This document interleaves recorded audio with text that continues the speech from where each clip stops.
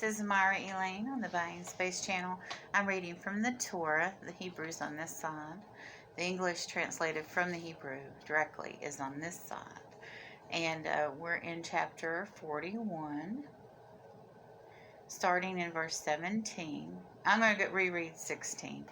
And Joseph answered Pharaoh, saying, "It is not in me. God will give an answer for the peace of Pharaoh."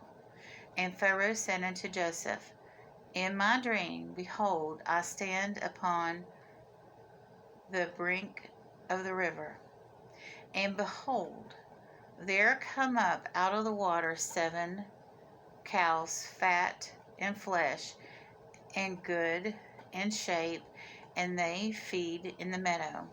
And behold, 7 other cows come up after them, poor and very ill-shaped and lean in flesh. I never saw any like these in the land of Egypt. And the lean and ill-favored cows did eat upon the first 7 fat cows. And when they had eaten them up, it could not be known that they had eaten them. Their appearance was still as bad as it was in the beginning. And I awake, and I saw in my dream, and behold, 7 ears came up on one stalk, full and good. And behold, 7 ears withered, then blasted with the east wind spring up after them. And in this, excuse me, and the thin ears devour the 7 good ears. And I told this unto my magicians, but there was none that could declare it to me.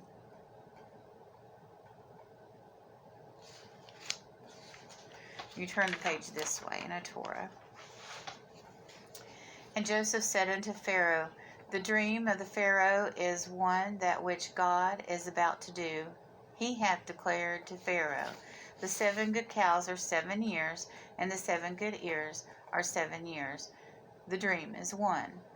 And the 7 thin and ill-favored cows that come after them and are 7 years, and the 7 empty ears blasted with the east wind shall be the 7 years of famine. And this is the thing which I have spoken unto Pharaoh, which God is about to do. He hath shown unto Pharaoh, behold, there are coming 7 years of great plenty throughout all the land of Egypt. And there shall arise 7 years of famine after them, when all the plenty shall be forgotten in the land of Egypt, and the famine shall consume the land.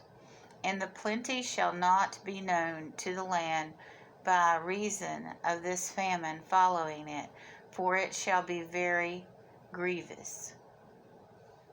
And for that the dream was doubled unto Pharaoh's twice.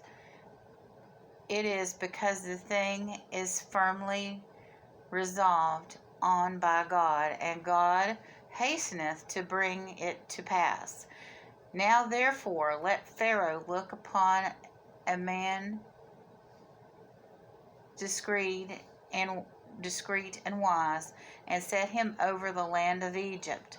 Let Pharaoh do this, and let him appoint officers over the land, and take up the 5th part of the produce of the land of Egypt in the 7 years of plenty, and let them gather up all food of those good years that are coming, and lay up corn under the hand of Pharaoh as food in the cities, and keep the same.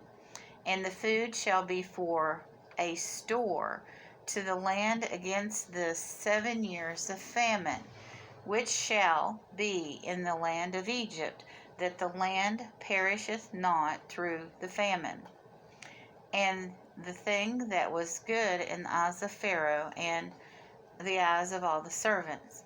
And the Pharaoh said unto the servants, Can we find such one as a man in whom the Spirit of God is? And Pharaoh said to Joseph, Since God hath caused thee to know all this, there is none so discreet and wise as thou.